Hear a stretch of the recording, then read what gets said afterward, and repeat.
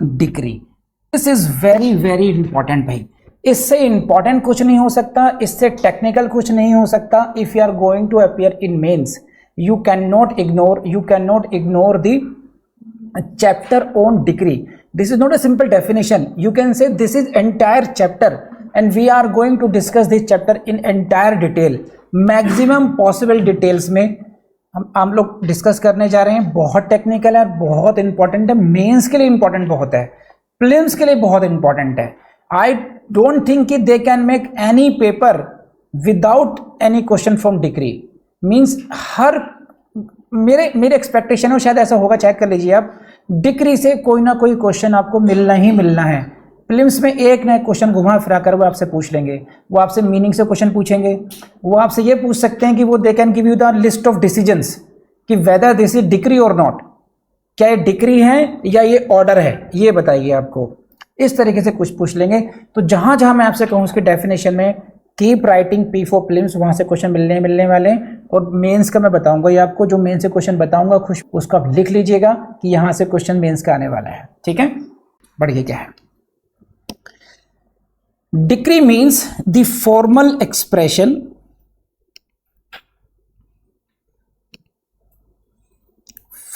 expression of an adjudication which, so far as regards the court expressing it, conclusively determines the rights of the parties.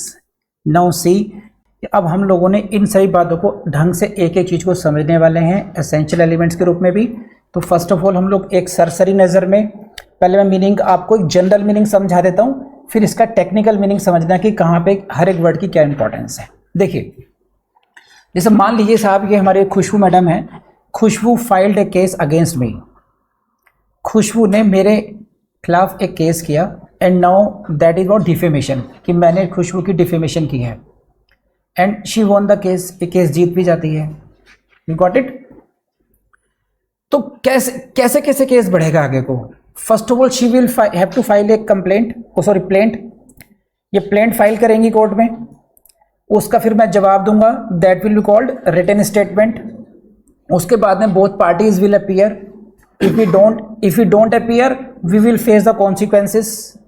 जब court में appear होंगे then court will ask what you have to say, do you admit the charges, do you admit the allegations made in the plaint. इनसे भी पूछेंगे, मुझसे भी पूछेंगे क्या आपने बात कही थी, नहीं कही थी, है ना। जितनी भी खुशबू होती हैं वो सारी चोरनी क्यों होती हैं, क्या आपने ऐसे कहा था, है ना। ऐसे ही तो स्टेटमेंट आजकल है। तो ऐसे मुझसे पूछा जाएगा, एविडेंस देंगे एक दूसरे के खिलाफ, अपने अपने डिफेंसेस में एविडेंस देंगे, और बाद में कंक्लूजन क्या आपको होगा, जब हियरिंग कंप्लीट हो जाएगी तब क्या होगा, then there will be judgement pass होगा, ठीक है। जजमेंट पास होगा, जजमेंट में ये बात आएगी, जजमेंट में क्या बात आएगी कि this was the case, Khushboo is the plaintiff, उन्होंने अपनी प्लेंट में ये बात कही कि on such and such date in such class, sir ने ऐसा कहा कि जितनी भी खुशबू नाम की लड़कियां होती हैं वही चोर क्यों निकलती हैं। तो इससे she felt defamed and therefore she filed a suit for the defamation. In reply and so mister Vijayan Varma said that this was his out of his experience, he felt so and this that and this was truth as well, but he failed to prove the truthness of the statement given by him, therefore defamation is established. So उसमें पूरे case की story आ गई, है ना, उसमें evidences आ गए, issues आ गए, तो ये हुआ जजमेंट। और लास्ट में लिखेंगे एक फॉर्मली लिखेंगे, hence the case is decreed in favor of खुशबू। लेकिन इतने से काम चल जाएगा? खुशबू का क्या, खुशबू क्यों आई थी? खुशबू को अपने पूरे साल का खर्चा निकालना था, पैसे चाहिए थे, कंपनसेशन चाहिए था, वो तो आया नहीं अभी तक। उसके लिए जजमेंट के लास्ट वाले पार्ट में, जजमेंट के बेस पर एक डिक्री फॉर्मुलेट होगी, जिसमें एक फॉर्मेट में लिखा जाएगा, so much and so much amount shall be given to Khushboo by the defendant Vijendra Verma on or before such and such date. If he fails to this much, this shall be the rate of interest upon that, whatever. तो judgement हुआ और फिर आई decree है, इसीलिए आपको पढ़ना चाहिए। एक सेक्शन है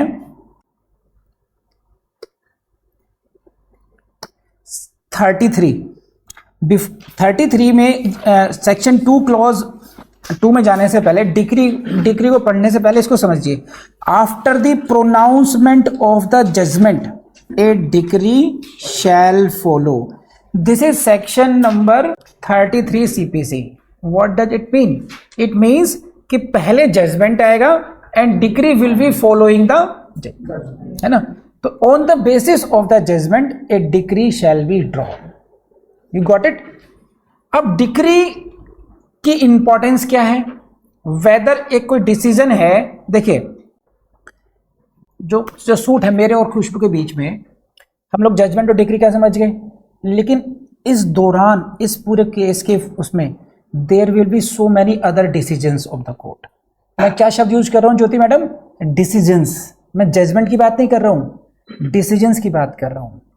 तो when the court gives you a decision, है ना, या पास ए डिसीजन, उनको हम दो कैटेगरीज में डिवाइड करते हैं। One is called decree and others are called orders. Decree और order. Adjudication of the court को हम लोग दो पार्ट में डिवाइड कर सकते हैं। One is called decree and other is called orders. तो डिक्री का पार्ट कब आएगा? डिक्री आती है लास्ट में। जजमेंट पास कर दिया कोर्ट ने, जजमेंट के बेसिस पे as per section 33 decree will be drawn. Decree shall follow the judgment, है कि नहीं है? लेकिन between that journey there will be so many orders, है कि नहीं है? आज कोर्ट ने ये ऑर्डर करा, आप कॉस्ट डालिए, आप जो है इस अननेसेसरी एडजस्टमेंट सीख कर रहे हैं, आप कॉस्ट दीजिए। आपने गलत तरीके से प्रेजेंट किया, आपने कंटेम्प्ट ऑफ कोर्ट किया, आपने डिसिप्लिन किया, दुनिया भर की चीजें हो सकती है। There may be so many orders in during that journey of the court. तो basically adjudications of the court are of two kinds. One is decree and second is called the orders. Why it is so difference करना जरूरी क्यों है ये? क्योंकि हमें क्या करना होता है, देखिए खुशबू उनको क्या लगता है, खुशबू के फेवर में डिक्री अगर हो गई तो क्या मैं चुप बैठ जाऊंगा? What will I do? I will go to the appeal. I will file appeal. So when you want to decide whether ये जो डिसीजन है it is appealable or not, अब कोई कोर्ट का डिसीजन किसी क्या हर कोर्ट के हर डिसीजन के विरुद्ध अपील में जा सकते हैं? To determine that question, you will have to determine whether this comes into the category of decree or it comes into the category of order. जब आप अपील करना चाहते हैं, कोर्ट ने कोई ऑर्डर पास किया, जिस ऑर्डर कह लीजिए या मैं कहूंगा एडजुडिकेशन कहते हैं, डिसीजन कहते हैं, decision of the court. And now Yatin you want to, जो मैं बहुत गुस्सा आ गया है, how the court can decide this in my against me, मैं तो अपील में जाऊंगा। वकील साहब कह रहे हैं भाई साहब अपील में नहीं जा सकते हैं आप। क्यों? मेरे खिलाफ तो ऐसा हो गया। नहीं जा सकते हैं क्योंकि आपके खिलाफ कोई डिक्री पास नहीं हुई है। अगर डिक्री पास हुई होती तो आप as a matter of right appeal में जा सकते थे। समझे? एवरी डिक्री इज अपीलेबल, और ये बात मिलेगी आपको लिखी हुई सेक्शन 96 में। ठीक, अब क्या करूं वकील साहब? तो आपके खिलाफ पास हुआ है ऑर्डर, एंड ऑर्डर में बी अपीलेबल एंड ऑर्डर में be non appealable. So it becomes very important to identify that whether any adjudication comes into the category of decree or it comes into the category of order or not. You got it, Manju? So decree को identify करना क्यों जरूरी, बात समझ में आई आपको? क्योंकि decree से नट शेल में कहूं तो आपका right to file the appeal जुड़ा हुआ है। If the decision of the court comes into the category of decree, you get the right to file appeal in that case. If it is not the decree, if it is only simply order, then you will have to see the list whether I can file appeal against this order or not, because every order is not appealable, every decree is appealable. प्रत्येक decree की appeal हो सकती है परंतु प्रत्येक आदेश की appeal नहीं हो सकती। केवल कुछ एक लिस्ट है, हमने सेक्शन 104 और ऑर्डर 43 ऑर्डर 43 रूल 1 में एक लिस्ट दी गई है, उसमें लिखा गया है कौन कौन से ऑर्डर्स की अपील हो सकती है, कौन कौन से ऑर्डर की अपील नहीं हो सकती है। तो अगर आप किसी ऑर्डर के विरुद्ध अपील में जाना चाहते हैं तो आपको उस लिस्ट में आइडेंटिफाई करना होगा, ठीक है। अगर आपका ऑर्डर उस लिस्ट के अकॉर्डिंगली है then you can file the appeal, otherwise you can not file the appeal. Please raise hand, please let me know आपको इतनी बात समझ में आई नहीं आई, एवरीवन। सो अब आप लोगों को इंपॉर्टेंस समझ में आ गई होगी कि what is the importance of decree. अब डिक्री को पहचानेंगे कैसे उदित, कि whether this decision of the court is decree और not, then you will have to see the essentials mentioned in the section 2 clause 2 में। सेक्शन 2 क्लॉज 2 में जो decree की डेफिनेशन दी गई है उसके अकॉर्डिंगली आप देखेंगे whether a decision amounts to decree और नॉट। तो अब इसको हम लोग जितने मैंने राउंड किया था, इसको एक एक शब्द को पढ़ेंगे ढंग से, एक एक वर्ड का बहुत इंपॉर्टेंट है। और मेंस का क्वेश्चन लिख लीजिए जो आपको मेंस में पूछूंगा मैं आपसे, जब भी सीपीसी का सब्जेक्टिव क्वेश्चन होगा, write down the question for your mains, come on. Discuss the meaning of decree in detail. Discuss the meaning of decree in detail means आपको डिक्री का मीनिंग समझाना होगा डिटेल में। इट मीन्स कि आपको definition देनी होगी और फिर देने पड़ेंगे essential elements, what are the essential elements, और उसी को हम लोगों ने 1 बाय 1 समझना है अच्छे तरीके से। चलिए पढ़ते हैं इसको अच्छे तरीके, दोबारा पढ़ते हैं। Decree means the formal expression of an adjudication। इसी लाइन को अच्छी तरह समझने की कोशिश करते हैं। Decree means the formal expression of an adjudication, और इसीलिए इसके जो एसेंशियल एलिमेंट्स हैं उसमें जो पहली बात आती है, ये जो फॉर्मल एक्सप्रेशन है, ये जो लाइन है formal expression of an adjudication, you need to understand these words. तो फर्स्ट जो एसेंशियल है कि there must be an adjudication, what does it mean, इसका मतलब क्या होता है। जब हम बात करते हैं कि भाई there must be an adjudication, यानी कि एक निर्णय होना चाहिए, तो इसका मतलब क्या है। एक वर्ड, एक है फॉर्मल एक्सप्रेशन, इसको मैं बाद में समझाऊंगा। Formal expression of an adjudication, तो what do you mean by adjudication. There must be an adjudication का मतलब होता है a judicial determination of the matter in dispute. समझे कि जुडिशरी के द्वारा, लॉ के द्वारा, कोर्ट के द्वारा किसी मैटर को डिसाइड किया जाता है तब, और कैसे किया जा रहा है, जुडिशियल डिटर्मिनेशन। जुडिशियल डिटर्मिनेशन का मतलब है Yatendra, it must be decided by the court, it must be decided judicially, it must be decided on merits, you got it। तो it must be judicial determination। अब इसका अपोजिट कर लीजिए कि अगर वो judicial determination नहीं हो, if there is no judicial determination, अगर judicial determination नहीं होगा, it means that order will not amount to decree। ये आपके फर्स्ट क्राइटेरिया हो गया। केस का नाम है मदन नायक, आपके केस नोट्स में दिया गया होगा। तो एडजुडिकेशन का मीनिंग मैंने आपको समझा दिया, judicial determination of the matter in dispute by court. और इसको आप ऐसे समझ सकते हैं, केस का नाम था मोतीलाल, पद्मा बीन का केस है, ये नोट्स में दिया गया है आपको।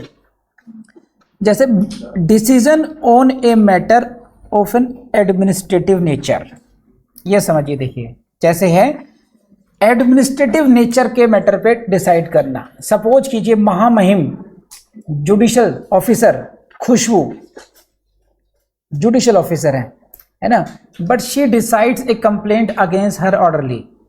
ये अपने चपरासी पियोन के खिलाफ एक कंप्लेंट है, उसको डिसाइड कर रही हैं, एडमिनिस्ट्रेटिव साइड पे कर रही हैं। इनका जो रीडर है वो चुपचाप पैसे लेता रहता है, उसकी कंप्लेंट को डिसाइड कर रही हैं। तो वहां पर शी इज डिसाइडिंग समथिंग, दो she is a judicial officer but not on judicial side. High court भी देखो, अब high court decides few matters on administrative sides, high court decide matter on judicial side, ये पढ़ा होगा हम लोगों ने। तो अगर कोई डिसीजन हाई कोर्ट का भी है लेकिन वो कहां पर है, वो एडमिनिस्ट्रेटिव साइड है, किसी जुडिशियल ऑफिसर को सस्पेंड कर दिया गया, that is on administrative side. तो एडमिनिस्ट्रेटिव साइड के जो ऑर्डर्स हैं वो डिक्री की कैटेगरी में नहीं आएंगे। और आपसे क्यों समझा रहा हूं मैं, क्योंकि यहीं से आपका पहला प्रीलिम्स से क्वेश्चन बनता है, यहीं से दे देंगे, वो पूछेंगे whether this amounts to decree और नॉट, यू गॉट इट। और जहां पर ऐसे मेंस आएंगे जहां 2 मार्क्स 3 मार्क्स 4 मार्क्स से क्वेश्चन आते हैं, वो कहेंगे कि whether this amounts to decree और not, explain it, why it is not so. तो आपको लिखना होगा कि this is not the judicial decision, this is what the administrative decision. पहला जो एसेंशियल है एलिमेंट है डिक्री का, वो ही यहां पर फुलफिल नहीं हो पा रहा है। उसी तरीके से आप ये देखो, an order dismissing a suit for default of the appearance of the parties, ये हो गया। यहां पर देखिए dismissing a suit for default of the appearance of the parties, यहां पे क्या देखो, डिसीजन बाय द कोर्ट भी है, सही है, लेकिन यहां पर जो है ये जो डिसीजन आ रहा है, this is not the judicial in the sense, यहां पार्टीज को सुनकर के डिसीजन नहीं दिया जा रहा, यहां मेरिट्स पे डिसीजन नहीं आ रहा है, for default of the appearance of parties आ रहा है। सुनीता मैडम समझ रही है, plaintiff did not appear, plaintiff was supposed to appear on the date but he did not appear and therefore his suit is being dismissed। तो this is what the dismissal for default of appearance का मतलब है कि when the plaintiff was supposed to appear in the court and during the hearing of his matter but he did not appear, therefore his suit is being dismissed। तो यहीं से question आपसे prelims से पूछेंगे कि whether it amounts to decree or not, dismissal of the suit for default amounts to option A decree, not amount to decree, this that, इसी तरीके से घुमा फिरा के क्वेश्चन पूछ लेंगे। तो write down P for prelims here, लिख लीजिए, रिवीजन करेंगे जब प्रीलिम्स का एग्जाम आएगा तो आपको ध्यान आएगा, यहां से क्वेश्चन पूछा जा सकता है। डिसमिसल फॉर डिफॉल्ट समझ लीजिए। अब देखिए, एक स्वयंवर का आयोजन किया गया, समझे, एक स्वयंवर का आयोजन किया गया और सब में योग्य व्यक्ति तुम ही हो उसमें, you got it, date and time is fixed but you did not appear in that swayamvar on time, सही है। जब तुम पहुंचे थोड़ा लेट, हाँकते हाँकते आ गया, प्रेजेंट प्रेजेंट प्रेजेंट, कह रहे बात खत्म, वरमाला किसी के गले में डल चुकी है, स्वयंवर इज डिसमिस्ड। तो स्वयंवर का डिसमिसल क्यों हुआ तुम्हारे लिए? That suit was dismissed because of your absence, you are suppose to be present over there. तो अगर ऐसे सूट में आ जाते हैं हम ये कि अगर आप, यू आर द प्लेंटिफ और आपने ही सूट फाइल किया था और on the fix date you yourself is absent, then your suit may be dismissed. आपके सूट पे बिना कोई सुनवाई करे ही कहेंगे कि oh Yatendra is absent, suit is being dismissed. तो वो जो डिसमिसल ऑफ सूट है वो कहलाएगा dismissal for default of the appearance, you got it, सही है। तो टाइम पे पहुंचना बहुत जरूरी होता है। गॉट एनीथिंग, आया समझ में? चलें, वेरी गुड। ये हुआ डिसमिसल फॉर डिफॉल्ट। अब तो नहीं बोलोगे जिंदगी में कभी, मजाल है, भूल जाओ। ऐसे ही है dismissing of appeal for want of prosecution, same parameter पर डिसमिसल ऑफ अपील हो गया। तो these can not be termed as decree as does not judiciary deal with the matter in dispute. यहां पर जो डिसमिसल हो रहा है सूट का वो जुडिशियल नहीं हो रहा है, that is something like as a penalty. आप नहीं आ रहे तो आपका सूट डिसमिस हो रहा है। सो यहां से क्वेश्चन समझ में आएगा आप लोगों को। और मेंस में आपको प्रॉब्लम्स के रूप में ये मिलेंगे, आपको कहेंगे कि साहब डिसमिसल फॉर डिफॉल्ट है, अब बताइए डिक्री है नहीं, और नहीं है तो क्यों है, ये भी समझा दीजिए आप। तो that is why I said this definition is very very technical in nature.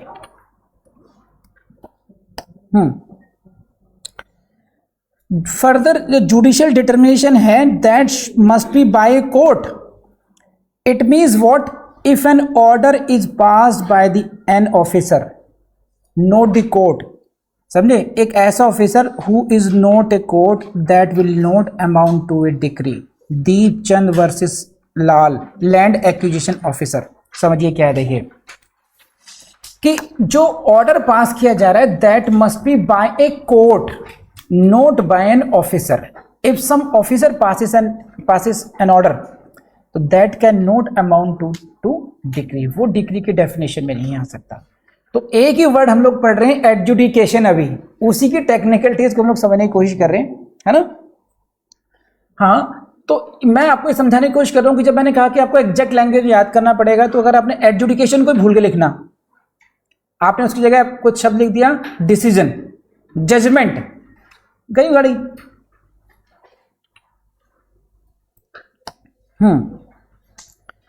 अब नेक्स्ट लाइन पढ़ते हैं, देखिए डेफिनेशन की।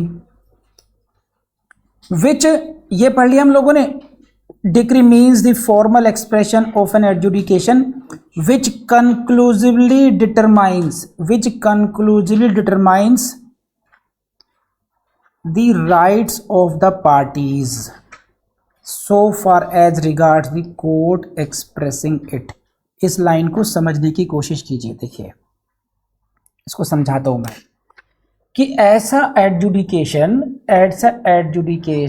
जो कि पक्षकार यानी कि पार्टीज ऑफ द जो मैटर हैं उनके अधिकारों को कंक्लूसिवली डिटरमाइन करती है, यानी कि फाइनली डिसाइड करती है, यानी कि अंतिम रूप से डिसाइड कर सकती है। so far as the court regards it। देखिए इस लाइन को समझिए, इसको भी समझिए। so far as the court expressing it, so far as regards the court expressing it। जैसे फॉर एग्जाम्पल, जैसे गुंजन मैडम है ना, गुंजन मैडम गई प्राइमरी स्कूल में और कौन सी क्लास में है, 5th क्लास में है। तो for a primary school that 5th class is the last class so far as regard that school। अंतिम क्लास है, लेकिन कौन सी, उस स्कूल की। गुंजन की एजुकेशन की लास्ट क्लास नहीं है वो, so far as regard that primary school। then she shifted to the secondary school। in secondary school 12th class is the final class so far as regard the that secondary school। it is not final in itself। समझ रहे हैं आप? ये conclusively determines का मतलब यह है कि अंतिम रूप से डिटरमाइन तो कर दिया, लेकिन किस कोर्ट ने किया, जो कोर्ट उसको डिसाइड कर रही थी उसके लेवल पर कंक्लूसिव डिटरमाइन हो गया। जैसे फॉर एग्जांपल अभी एक मैटर है डिस्ट्रिक्ट कोर्ट में, तो डिस्ट्रिक्ट कोर्ट ने फाइनली डिसाइड कर दिया, वो मैटर फाइनल डिसाइड नहीं हुआ अभी, है ना। डिफेमेशन का केस खुशी मैडम ने जीत लिया डिस्ट्रिक्ट कोर्ट में, और बाहर बंटवा रही हैं, भंगड़े चल रहे हैं, बाहर बंटवा रही हैं लड्डू कि मैं केस जीत गई, मैं केस जीत गई।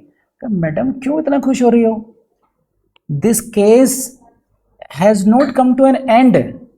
ये इस कोर्ट के लिए फाइनल डिसाइड हो गया है। अभी तो ये कोर्ट हाई कोर्ट जाएगा, अभी तो ये कोर्ट सुप्रीम कोर्ट जाएगा। सुप्रीम कोर्ट जब फाइनल करेगा तो हम कहेंगे now it is finally disposed of now. इन दोनों का अंतर समझ रहे हो कि इसका फ्रेज का मीनिंग क्या है जो होती है, so far as regard the court expressing it का मतलब है कि जो कोर्ट, जिस कोर्ट ने वो डिसीजन दिया है उसने अपने लेवल से फाइनली डिसाइड कर दिया है। प्लीज लेट मी नो ये बात समझ में आई नहीं आई आपको। चलिए तो ये बात समझ गए, so far as the court expressing it, इसका इस फ्रेज का मतलब समझ में आ गया। और हम लोगों ने पढ़ते हैं, देखते हैं यहाँ पर क्या है, conclusively determines the rights of the parties. और यही हमारा नेक्स्ट एसेंशियल एलिमेंट है, जो कि डिक्री क्या करती है, conclusively determines the rights of the parties. किसमें, इन दी सूट।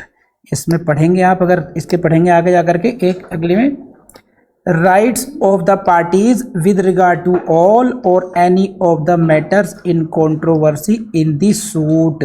ये जो वर्ड है सूट, इसको समझना है आपने अच्छे तरीके से। अब इस थर्ड आपका जो एलिमेंट है, इसीलिए वो है such adjudication must have been done in a suit. समझे कि ये जो डिसीजन दिया गया है कोर्ट के द्वारा, कोर्ट ने जो डिसीजन दिया है जिसको आप बोल रहे हैं एडजुडिकेशन, जो आपके राइट्स को कंक्लूसिवली डिटरमाइन कर रहा है, that must be given in what, that must be given in a suit. तो देखो अगर आप लोगों से, जैसे आप लोगों ने, आप लोग जो बहुत ज़्यादा अंडरस्टैंडिंग हाईली आईक्यू वाले जो लोग हैं, है ना, जिनका बिलीफ है कि we understood the concept, we will mention it. अगर वो मेंशनिंग ऐसे आते हैं ना, 10 बार फेल वही होते हैं। डर डर के करोगे तैयारी की, कोई छूट ना जाए तो पास हो जाओगे। जैसे आपने सोचा हम कर लेंगे, फिर गड़बड़ हो जाती है। इसे वर्ड है सूट, यही भूल गए लिखना, और ये one of the essential element था। That adjudication must be given in a suit. अब सूट का मतलब क्या है, ये आपको समझना पड़ेगा। मीन्स जो सिविल प्रोसीडिंग्स हैं कोर्ट में, every proceeding does not come into the category of suit. समझे आप? It means every decision even though it is conclusively determination by will not amount to decree. सारे एसेंशियल एलिमेंट्स आ रहे हो, but उस civil proceedings, उन civil proceeding को आप सूट की कैटेगरी में कैटेगराइज नहीं कर सकते हो। That will not come into the category of decree. यही आपको सीखना है। और अगर आप डीजीएस में जरा भी इंक्लिनेशन है आपका, तो आपको उतनी टेक्निकलिटीज के साथ में सीपीसी को पढ़ना पड़ेगा। देखिए, CPC has not that much role in UP और अदर स्टेट्स। जैसे यूपी में मेंस में थर्ड पेपर का 1/4 एलिमेंट है, बस ये फिक्स है। मिनिमम 1 क्वेश्चन करना है, मैक्सिमम 2 क्वेश्चन करने हैं अपने वहाँ से। But in Haryana and in Delhi वहाँ पर पेपर आता है civil law, and in that case इतना बड़ा क्वेश्चन होगा, आपको लगेगा पढ़ते पढ़ते ही टाइम खत्म हो जाएगा, लेकिन सही में वो फैक्ट्स होते हैं। और जो लीगल पॉइंट होता है वो छोटा सा ही होता है, वो ऐसे निकलेगा, पता चला सूट पर ही आ गया, क्वेश्चन पूछ लिया, लेकिन उन्होंने फैक्ट्स इस तरीके से डिटरमाइन किए प्रैक्टिकल लेवल से। तो डीजीएस का जो पेपर है उसको निकालना भी बहुत आसान है और निकालना टफ भी बहुत है।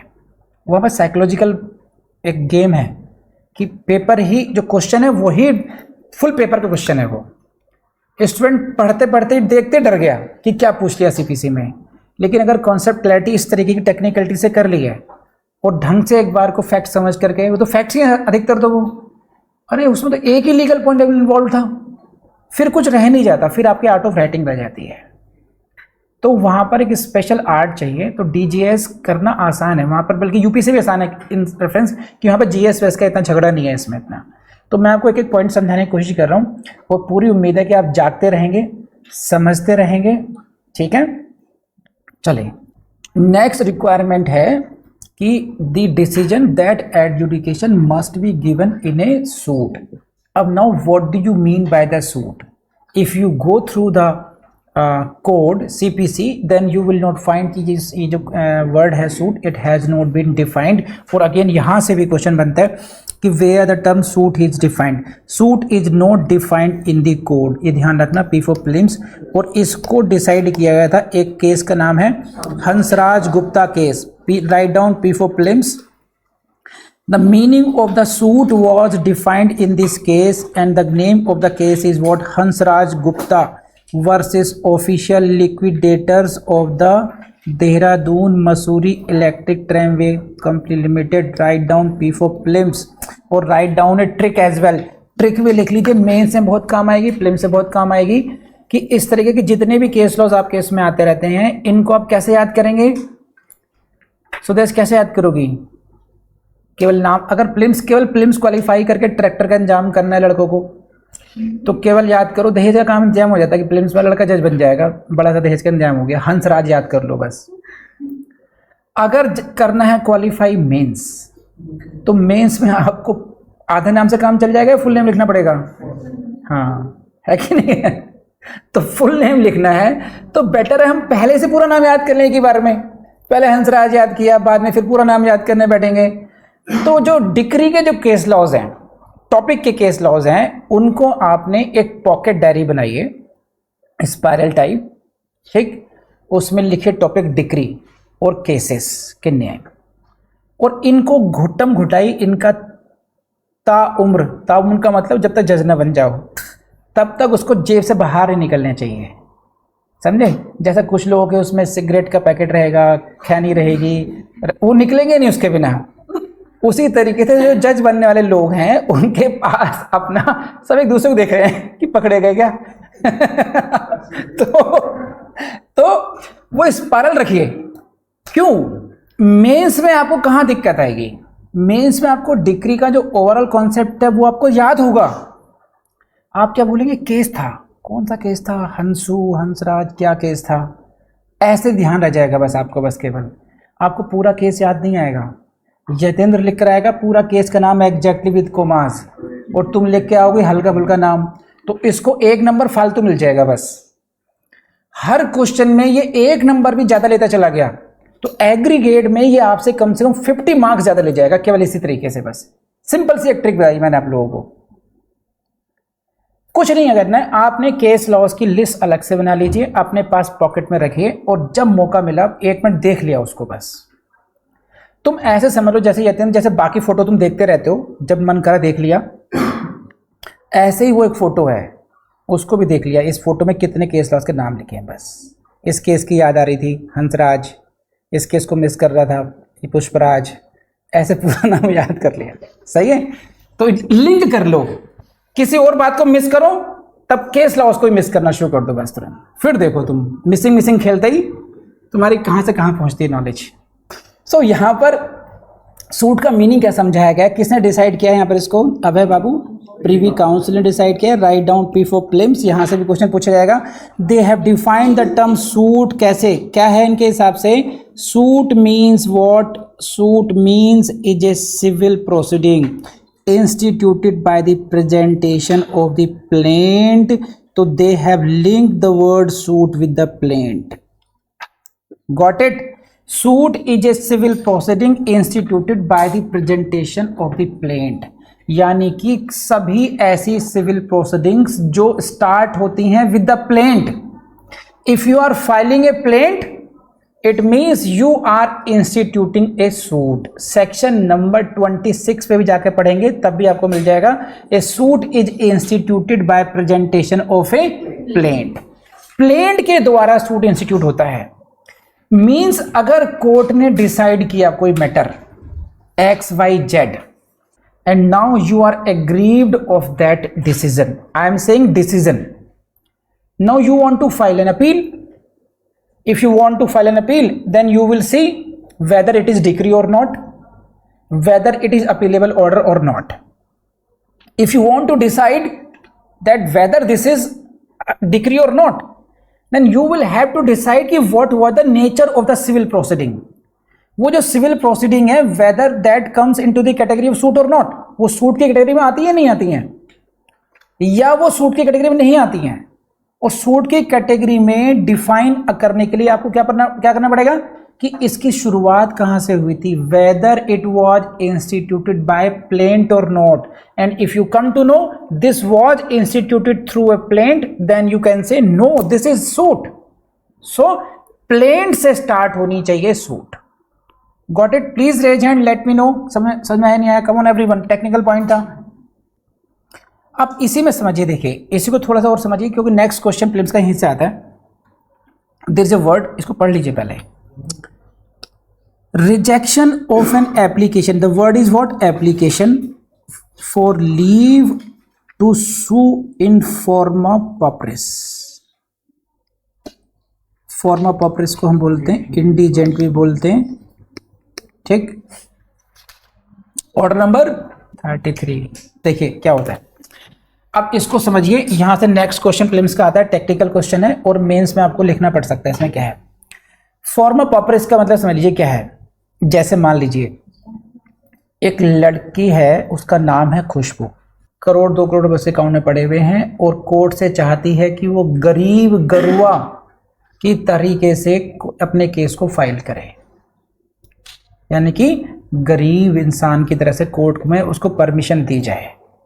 क्या मैटर है? उसकी प्रॉपर्टी का क्लेम क्या कर रही है? She is claiming that Lal Qila belongs to her. जो प्रॉपर्टी है लाल किला है वो उसका है।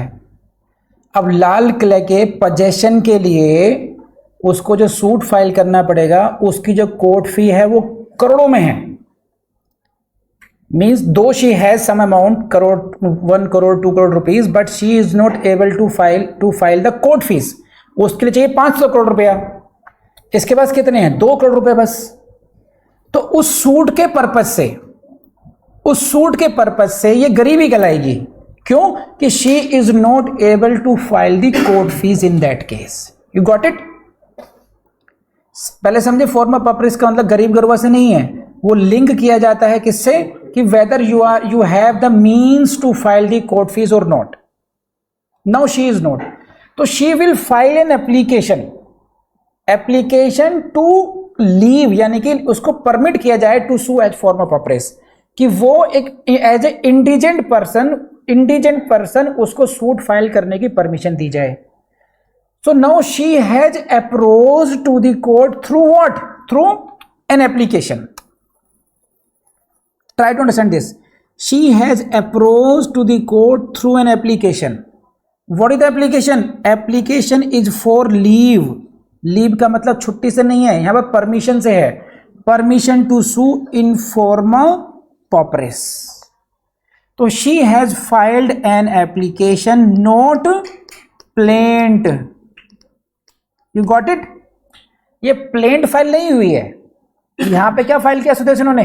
इन्होंने एप्लीकेशन फाइल की है. एप्लीकेशन किस लिए फाइल की है? कि इनको इजाजत दी जाए. किस बात की इजाजत? To sue as forma pauperis mean to sue as indigent person, and that application was rejected because there is no plaint in this case. अब यहाँ प्लेंट, क्योंकि एक्सेप्टेंस के बाद में प्लेंट बनेगी ये, अगर अभी तो लेवल इसका वो आया ही नहीं है, तो it is not called decree. It is not a decree. अगर आपसे ये पूछ लिया जाएगा कि ये डिक्री है या नहीं है, नहीं है तो क्यों नहीं है, ये भी इंपॉर्टेंट है समझना कि क्यों नहीं है. देखो एक तो क्वेश्चन आया, बहुत मुश्किल आएगा Sunita. In which section decree is defined? Section 2(1), 2(2), 2(3), 2(4) है कि नहीं? मुश्किल है. मुश्किल है ना करने वालों के लिए, या ना कुछ भी नहीं है. एक क्वेश्चन आते हैं सीपीसी में इस लेवल के कि आइडेंटिफाई करना कि डिक्री की कैटेगरी में आएंगे नहीं आएंगे, नहीं आएंगे तो क्यों नहीं आएंगे. तो ये मैं समझाने की कोशिश कर रहा हूँ कि सीपीसी आपको ईजीएस सब्जेक्ट लगना चाहिए. जो मैंने आपको कहा, it must be the EGS subject for you, और ये हो जाएगा. शर्त ये कि ऐसे करेंगे आप लोग, तो कर लेंगे आप लोग ये इस तरीके से. गुड. नो एक तो प्लेंट का आया, लेकिन सर्टेन एक्ट्स ऐसे हैं जैसे कि इंडियन सक्सेशन एक्ट है, हिंदू मैरिज एक्ट है, लैंड एक्विजिशन एक्ट है, आर्बिट्रेशन एक्ट है. देयर आर सर्टेन एक्ट्स जो कि आपके सामने स्क्रीन पर हैं. These acts treat applications as suits itself. वो स्पेशली कुछ इनेक्टमेंट हैं, वो कहते हैं कि you are filing an application, तो प्लेंट को वो सब्स्टिट्यूट कर रहे हैं एप्लीकेशन से. Status same. तो if you are filing Hindu marriage act में, if you are filing an application for divorce, if you are application for filing conjugal rights, है ना, if you are filing for declaring the marriage void, you got it. तो that civil proceeding is instituted through an application, but still that is considered to be suit, और इनको हम बोलते हैं statutory suits बोलते हैं. You got it? So in case of suit, या तो it must be instituted through plaint, or it must be considered by certain statute as suit, though it is instituted through application. नहीं आए समझे ज्योति? देखिए दो तरीके हैं. सूट का मतलब हुआ either it should be a civil proceeding instituted by presentation of a plaint, या तो ये तो हुआ नंबर 1 कैटेगरी. नंबर 2 कैटेगरी है it must be treated as a suit under any other act. कोई जैसे Hindu marriage Act treats it as suit. अगर आप टेक्निकलिटीज अप्लाई करेंगे हंसराज केस की तो वो सूट की कैटेगरी में नहीं आएगा, लेकिन Hindu marriage Act itself treat this civil proceeding as suit. So suit can be categorize into two categories. Number 1, those civil proceedings which are instituted through plaint, or some civil proceeding which is treated by some act as suit. बोलो हाँ है ना? समझ में आता है आपको? कर लेंगे? Please let me know everyone. So basically a proceeding which does not commence with a plaint, plaint से commence नहीं हो रही है, or which is not treated as suit, that cannot be said to be a suit, उसको suit नहीं माना जाएगा, और उसमें जो डिसीजन होगा that will not be a decree under section 2 clause 2. तो उसका रिवर्स हो गया ये.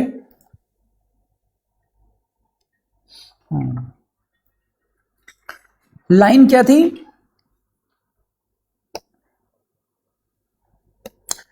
conclusively determines the rights of the parties, rights of the parties, है ना।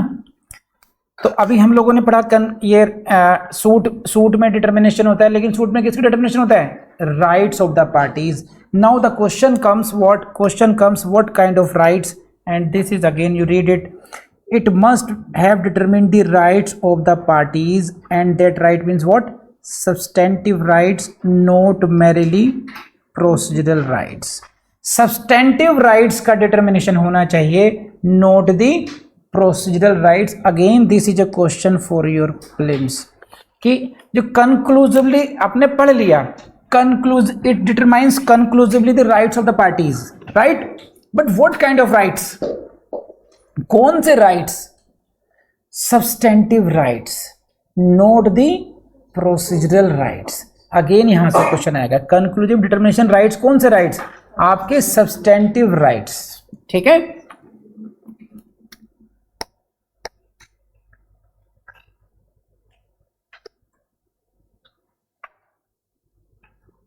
जैसे वही example same, order for dismissal of A suit for default of the appearance, ये हमने पढ़ा था पीछे अभी। This was not a degree,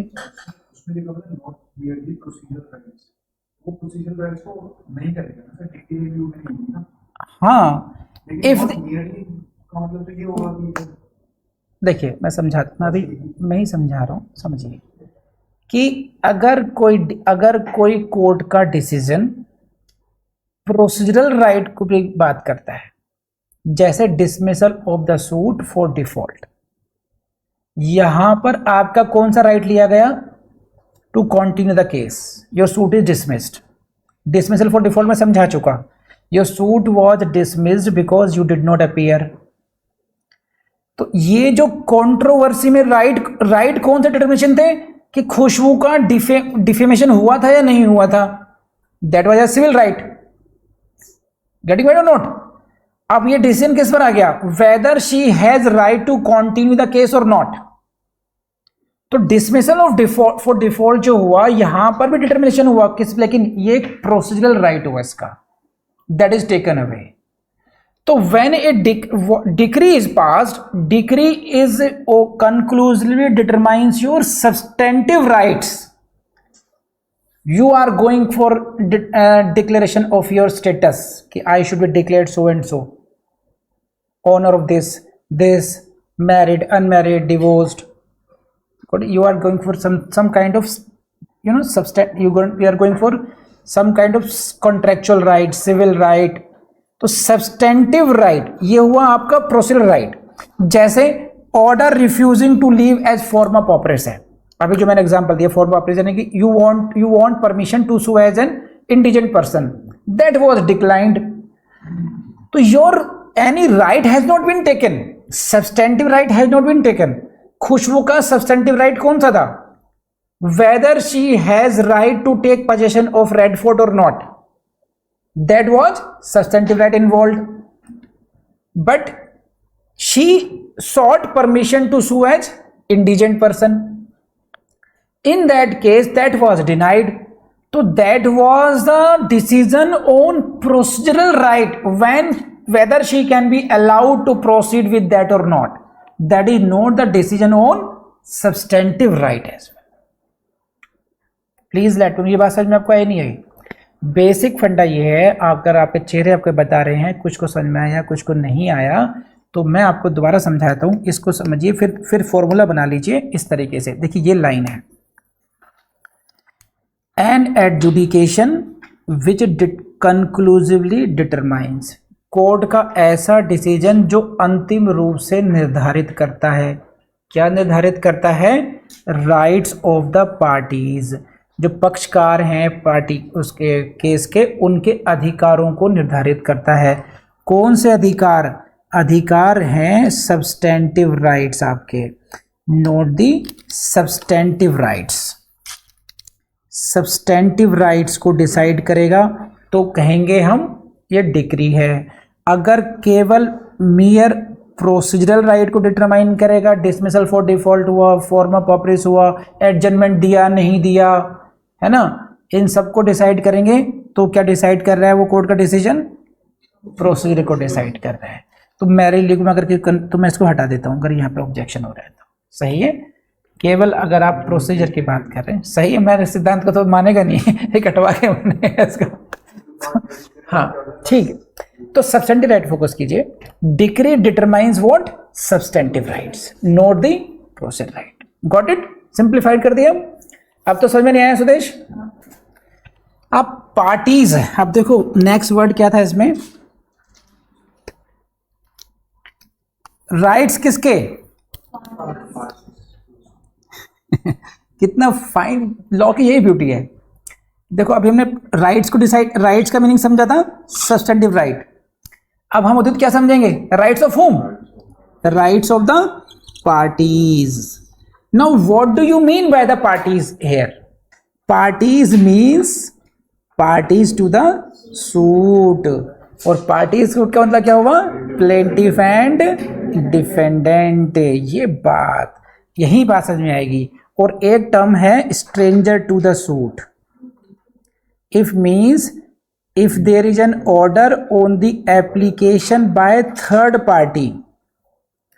third party कौन सी? Who is stranger to the suit, that is not a decree. इसको समझ लीजिए। तो अभी तक जितनी बातें, नेक्स्ट पॉइंट ऐड कर लीजिए कि राइट्स ऑफ होम, किसके राइट्स डिसाइड हो रहे हैं? Party to the suit. If someone who is stranger to the suit, stranger मतलब है ऐसा नहीं अजनबी, आप जानते नहीं पर्सनली। जैसे फॉर एग्जांपल, जैसे मान लीजिए there is a case between Siddhant and Tarun. These are the party to the suit. सही है? And Priyanka files an application in that case. Got it? So अब तरुण कह रहे हैं how can you this, you are stranger. Priyanka कहेगी 1 साल से तेरे साथ पढ़ रही हूं मैं, एम आई स्ट्रेंजर? देखा नहीं तुमने पढ़ते जाते जाते मुझे, भूत हूं मैं, दिखी नहीं तुम्हें मैं, है ना? तो इनको समझाया जाएगा कि देखो एक known to each other, being friend, being known, being classmate is different thing. Stranger to the suit का मतलब है कि you are not a party to that suit, in that case you are a stranger. So if an application is filed by someone who is not a party and the decision has been taken by the court, that order will not come into the category of decree because this was passed on the application of someone stranger to that. You got it? समझिए। इसीलिए एक इसका बहुत अच्छा example है आपका interpreter suit. Interpreter suit कौन सा suit Raj? Interpreter suit. Interpreter suit का मीनिंग कितने लोग जानते हैं? Please raise hand, come on. Online भी 1 2, इंटरप्रेटर वेरी गुड 3, बहुत बढ़िया। बस गुंजन इंटरप्रेटर सूट और अच्छा वैसे बता दो।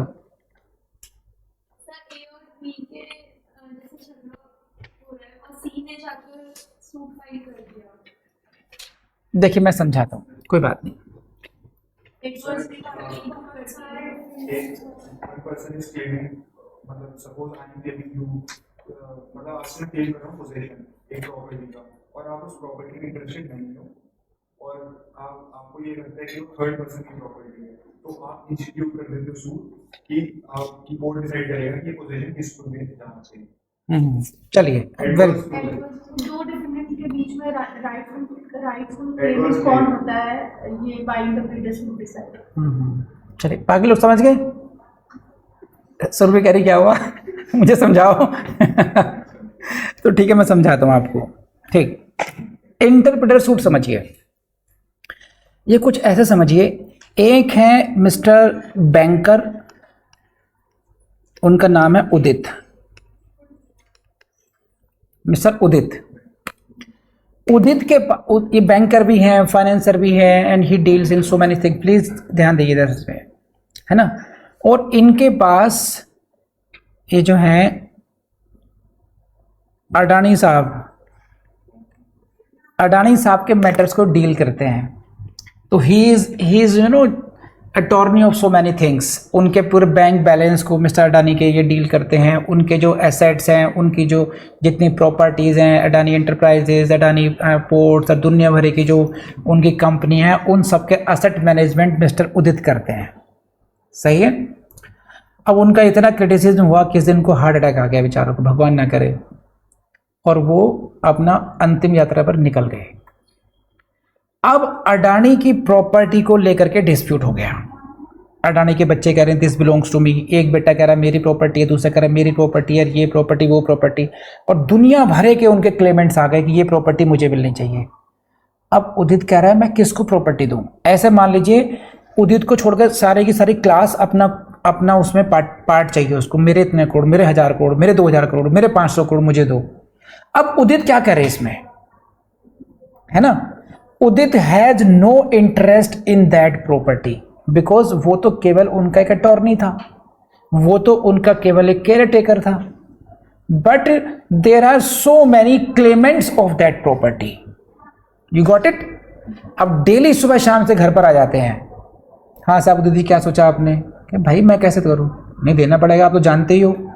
तो what is the way out of this, he should file an interpleader suit. Interpleader suit कौन फाइल करेगा, उदित फाइल करेगा। उदित वर्सेस, और जितने भी क्लेमेंट होंगे उन सबको बनाएगा डिफेंडेंट नंबर 1, डिफेंडेंट नंबर 2, सब आ जाओ अब, है ना। प्रियंका, खुशबू, सुनीता, यतेंद्र, सबको इन्हें पार्टी बना दिया और कोर्ट में कह गई मेरी जान छुड़ाओ, ये रहे सारे क्लेमेंट, इनको आप प्लेंटिव डिफेंडेंट बनाइए, इनके बीच में जो भी जिसकी जितनी प्रॉपर्टी है उसको आप डिस्ट्रीब्यूट कर दीजिए, मेरा पीछे छूटेगा इससे। तो when a person files a suit that the property be handed over to the right claimants and that person itself has no interest in that property, that kind of suit is called interpleader suit. Please let me know आपको बात समझ में आई नहीं, raise hand your hand please, नहीं तो दोबारा समझाना पड़ेगा फिर। पक्का नैलो को समझ में नहीं आया पक्का, चाहिए फिर सही है। अब इसमें क्या होगा, जो रियल पार्टीज हैं वो कौन से होंगे, जो डिफेंडेंट होंगे, है ना। तो इसीलिए टर्म यूज की गई, देखो कंटेस्टिंग डिफेंडेंट्स, कंटेस्टिंग डिफेंडेंट्स। तो though they are defendants because the suit nature of suit is what, interpreter, they will be deemed to be the parties of the suit, ये पार्टीज मानी जाएंगी, ना कि वो व्यक्ति जो कि जिसने सूट इंस्टीट्यूट किया था उसमें। यू गॉट इट और नॉट। तो who approached the court? Mr. Udit approached the court. He instituted the suit as interpleader suit. But in this case, the parties would be what? Contesting defendants. So order issued between the contesting defendants may amount to decree, but not qua Udit who instituted the suit, because he shall not be considered as a party to the dispute in this case. Got it? अरे तुम मर गए।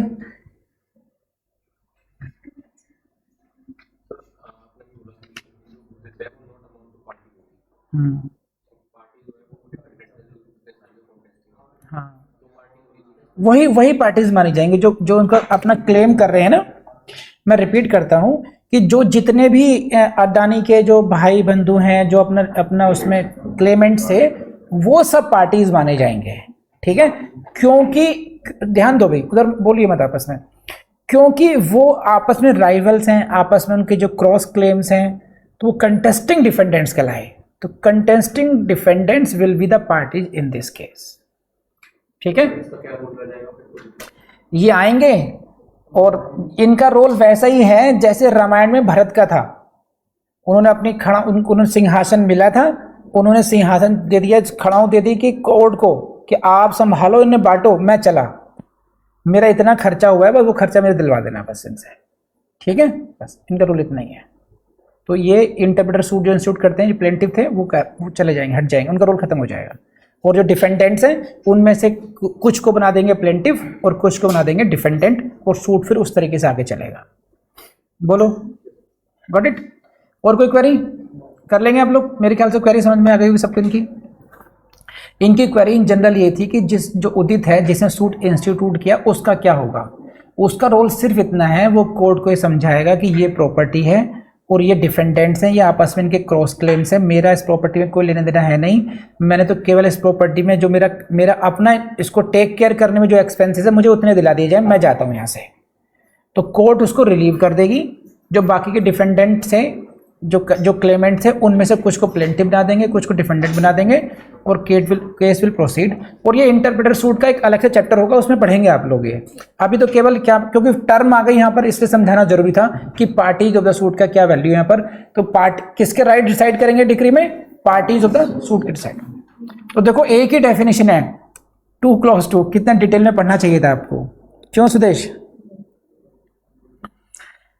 Such a determination must be of conclusive nature, that is, the determination must be final and conclusive as regards the court which passes it। ये fourth essential element है इसका कि such a determination must be final and conclusive as regards the court which passes it। जिस court ने उसको पास किया है decision को, उसके लेवल पर ये फाइनल होना चाहिए, ये अंतिम होना चाहिए। देयर में भी पॉसिबिलिटी कि हायर कोर्ट्स ने भी इसको पास नहीं किया है, लेकिन उस कोर्ट ने, जिस कोर्ट में डिस्ट्रिक्ट कोर्ट ने अपने लेवल पर इसको फाइनली डिसाइड कर दिया हो। यानी कि ये इंटरलोक्यूटरी ऑर्डर नहीं होना चाहिए, it should be final and conclusive. अब इसमें एक दो पॉइंट्स आएंगे, ध्यान रखना, भी समझाता हूं। देखिए आपको क्या है इंटरलोक्यूटरी ऑर्डर, बताओ भी कोई समझाएगा इंटरलोक्यूटरी ऑर्डर? इंटरलोक्यूटरी का मतलब है जो फाइनल ना हो, जो अंतिम हो, जो इन बिटवीन कोर्ट को आगे प्रोसीड करने में ऑर्डर्स हेल्प करते हैं। नहीं आया समझ में? मैं समझाता हूं तुम्हें। देखो, एक लड़का है यतेंद्र, उसका विवाह प्रस्ताव आया, सही है, मैरिज प्रपोजल, ओके। नौ तो उसमें एक फाइनल डिसीजन होना है कि भाई इन दोनों की शादी होगी या नहीं होगी, ये हुआ फाइनल डिसीजन। अभी क्या हुआ कि फोटो भेज दो, फोटो एक्सचेंज हो गए, फोटो पास हो गए, तो ये क्या हुआ? इंटरलोक्यूटरी डिसीजन। फाइनल नहीं हुआ अभी ये, लेकिन एक स्टेज आगे बढ़ गए। फिर तुम्हारी कुंडली मंगाई गई, राहु केतु का मिलान किया गया, वो भी मिल गई, तो सेकंड इंटरलोक्यूटरी ऑर्डर आ गया। फिर दहेज की बात हुई, इतना लूंगा उतना नहीं लूंगा, ये वाली कार लूंगा वो नहीं लूंगा, ये सारे डिसीजन हुए। फिर एक इंटरलोक्यूटरी पास हो गया, यू गॉट इट। लास्ट में फाइनली कंक्लूड ये हुआ, लड़की ने कहा कि हमें ना चाहिए भाई ऐसा लड़का। तो ये क्या हुआ? फाइनली डिक्री आ गई है, अभी ये कंक्लूसिव डिटर्मिनेशन हो गया, यू गॉट इट। तो वो जो डिसीजन है पहले वाले वो क्या हुए? इंटरलोक्यूटरी। तो यू गॉट इट, इंटरलोक्यूटरी भावनाएं समझ गए? ठीक। So interlocutory order is not a decree, जैसे an order refusing an adjournment, सही है। इंटरलोक्यूटरी ऑर्डर का मतलब होता है कि which does not decide the rights of the parties, finally decide नहीं करते हैं, आपके अधिकारों का फाइनल डिटर्मिनेशन नहीं हो रहा है उससे, that is called interlocutory order. उसमें एक ऐसा एक इन बिटवीन ऐसा you are seeking adjudgement but you are not given adjudgement, तो वो आपका एक इंटरलोक्यूटरी ऑर्डर तो होगा। ये आपको फाइनली आपके ऑर्डर को डिसीजन पर नहीं आ रहा है, आपके राइट्स पर फाइनल डिसीजन नहीं आ रहा है, तो ध्यान रखना interlocutory order does not amount to decree.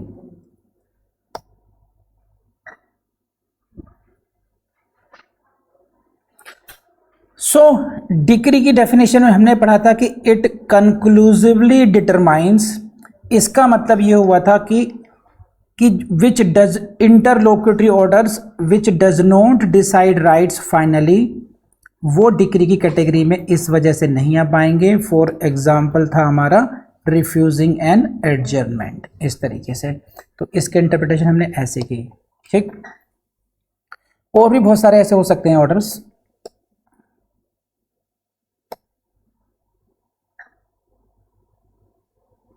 हाँ ये लाइन बहुत सुनते हैं, देखिए on the other hand a order में determine conclusively the rights of the parties. एक ऑर्डर ऐसा हो सकता है जो आपके राइट्स को कंक्लूसिवली डिटरमाइन करता हो, though it may not dispose of the suit. देखो दो फ्रेज हैं, डिस्पोज ऑफ द सूट और determine conclusively rights of the parties. इन दोनों का डिफरेंस समझ लीजिए अच्छे तरीके से, और नहीं तो प्रियंका आपको भी समझाएगी।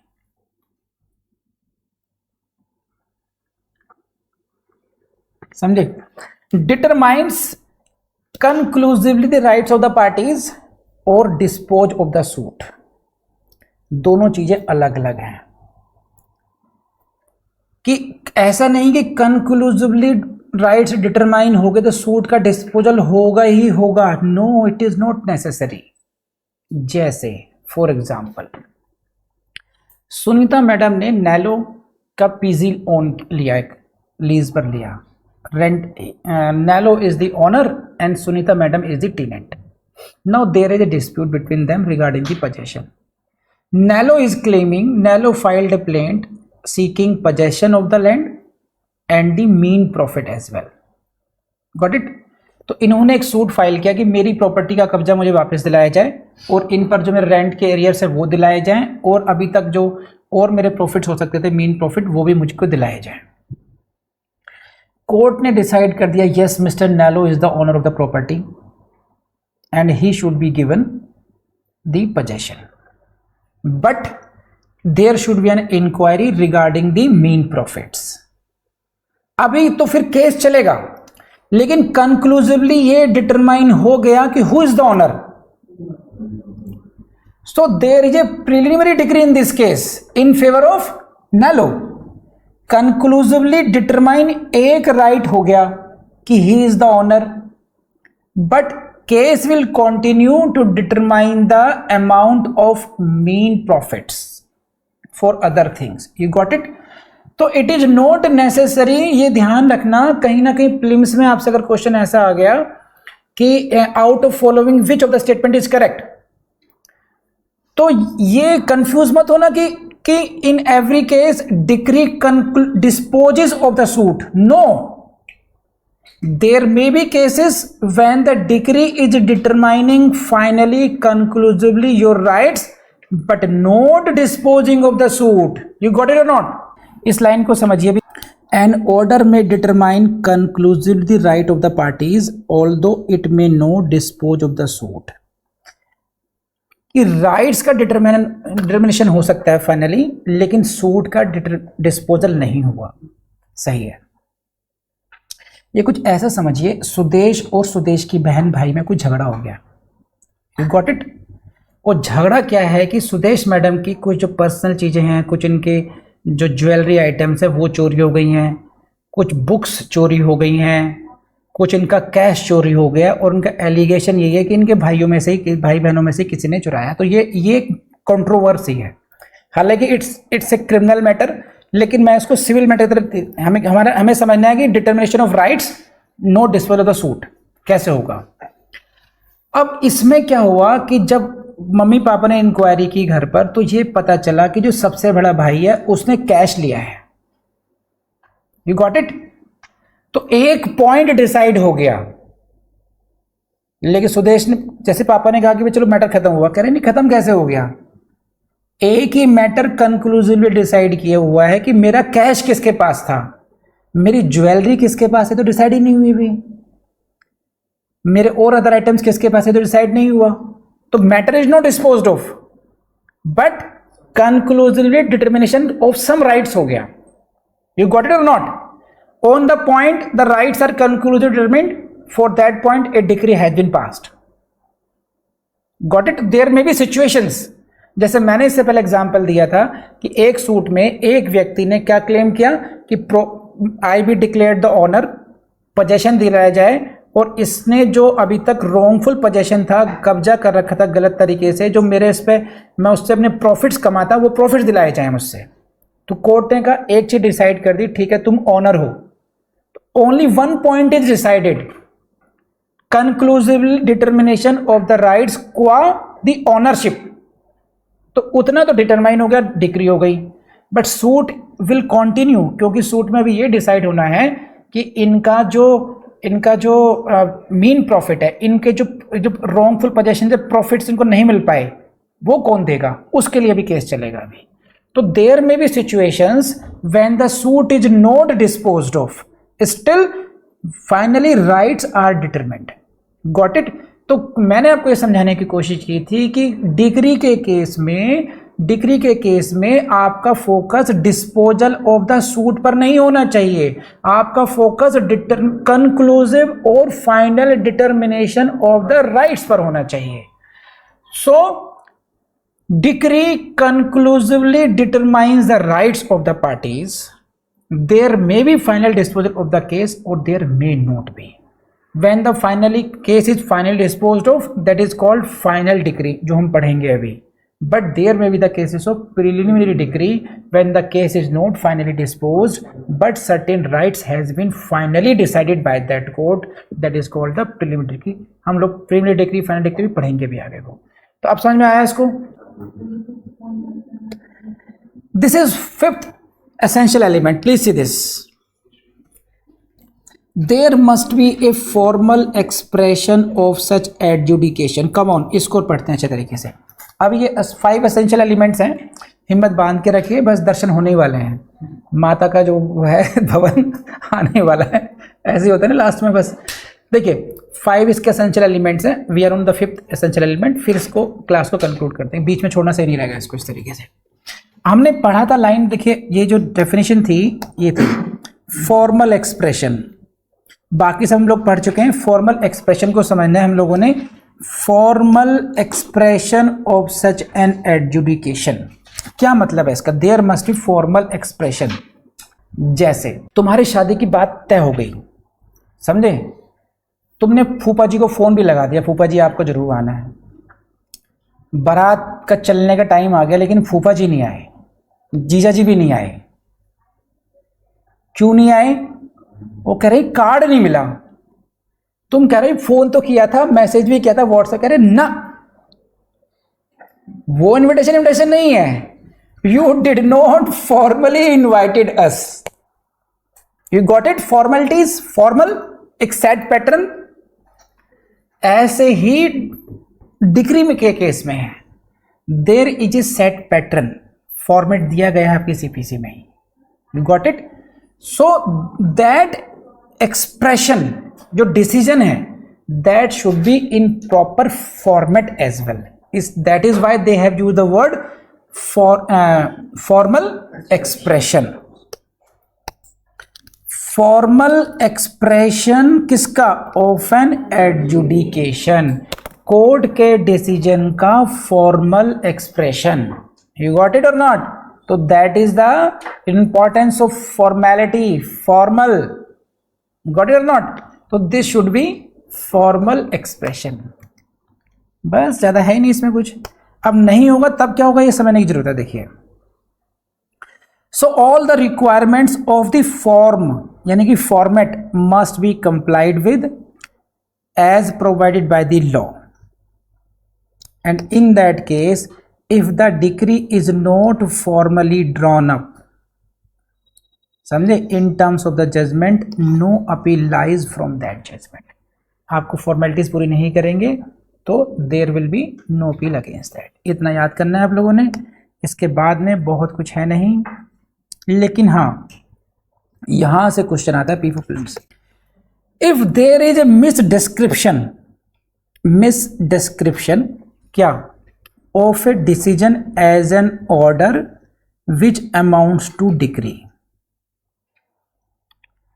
एक्चुअली में जो डिसीजन है कोर्ट का, that amounts to decree, but that was misdescribed as an order. Actually क्या स्टूडेंट कंफ्यूज करते हैं कि ऑर्डर, डिसीजन ये सब एक जैसा ही है, लेकिन हम लोग टेक्निकल अगर मीनिंग समझेंगे तब आपको समझ में आएगी बात। Decision is a generic word, common word. Court ने क्या दिया? निर्णय दिया। निर्णय की कैटेगरीज हो गई आदेश और डिक्री। तो अगर कोर्ट ने क्या पास की, डिक्री पास की, लेकिन उसका मिसडिस्क्रिप्शन कैसे हो गया, वो हो गया ऑर्डर, तो उसका क्या फर्क पड़ेगा? Answer is does not make it less than decree, that will remain A decree. केवल अगर मिसडिस्क्रिप्शन हो जाए उसकी वजह से उसको डिक्री का स्टेटस उससे नहीं ले लिया जाएगा, दैट विल बी डिक्री। और डिक्री होने का फायदा क्या होता है? Right to file appeal. बस बस, वेरी गुड। और अगर आपको पता करना हो कि whether it is a decree और not, then whether or not an order of court is decree, then the जो वे है, the court should take into account pleadings of the parties and the proceedings up to the passing of an order. अभी तक की जो proceedings हुई हैं, अगर court में यही अपीलेट कोर्ट में यही डिस्प्यूट हो जाए कि वेदर इट इज डिक्री और ऑर्डर, एक अपोजिट पार्टी का सर डिक्री ही नहीं है, how it is maintainable, then what is the test the court should follow? Then court should see the pleadings, what was asked in the lower court, pleadings क्या थी, and at what stage this decision has been taken. उससे they will come to know कि whether it is decree और order, although it is misdescripted समवेयर। कहीं confusion हो जाए अगर कोर्ट को डिटरमाइन करना हो तो they will go to the pleadings, they will come to the stage of order की कौन सी स्टेज पर ये पास हुआ है, उससे वो डिसाइड करेंगे no no this is order और दिस इज डिक्री। ये छोटे छोटे पॉइंट्स हैं। So there are few objective questions, इनको देख लीजिए आप। Adjudication of civil code is divided into order and decree. In order that a decision of a court may be a decree, which of the following elements must be present? There must be adjudication, must have been made in suit, must have determined the rights of the parties, conclusive nature, formal expression। तो इनके essential element से इस तरीके से question prelims में बनते हैं और इस तरीके से ऑप्शन दे देंगे 1 and 2, 1 2 3 करेक्ट है, इसमें 1 2 3 4 5 सभी करेक्ट हैं। तो अगर आपको सभी एसेंशियल एलिमेंट्स आते हैं तो इस तरह के क्वेश्चन कर पाओगे आप। When there is no suit, there is no decree. It is true or false? Which of the following propositions is correct? Decree follows the judgment or judgment follows the decree. अब ये देखो कितने technically आप फंस सकते हैं इसमें। अगर ढंग से सेक्शन 33 की लैंग्वेज को रटा नहीं है तो थोड़ा सा ही जंबलिंग करके प्रॉब्लम हो सकती है। इसलिए मैं कहता हूँ कि बेटर है कि आप प्रॉपर तरीके से एक ही बार में याद कर लें उसको। बहुत डिटेल में पढ़ाया गया है और बहुत टेक्निकली पढ़ाया गया है, बहुत इंपॉर्टेंट है आपके लिए। बस आपसे यही कहूँगा कि अगर ये वीडियो आपको पसंद आए तो अपने दोस्तों से शेयर करना नहीं भूलेंगे आप लोग, लाइक भी कीजिएगा और कमेंट भी कीजिएगा।